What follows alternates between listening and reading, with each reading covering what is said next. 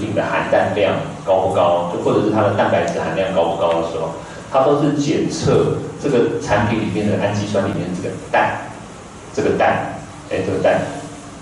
氮上面的含量，所以它用跑那个质谱仪啊，或者是跑那个分光光度计啊，去检测这个含氮量，它就可以间接的知道说你的氨基酸跟蛋白质含量有多还是高还是低，用这种方式。好啦，既然有这种方式，对不对？既然有这种方式，那有没有机会作假？可不可以作假？当然可以作假啊！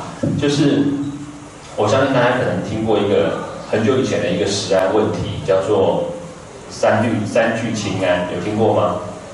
毒奶粉、三聚氰胺。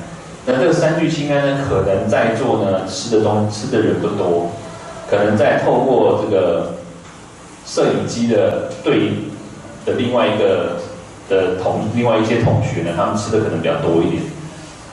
对啊，你知道吧？就是在讲你们。对，好，就是呢，你们吃的三聚氰胺很多，知道吗？那三聚氰胺在哪里呢？就是在你的奶粉里面。所以你觉得武汉肺炎致死1万多人，怎么可能？好，对，就是在讲你们。对，好。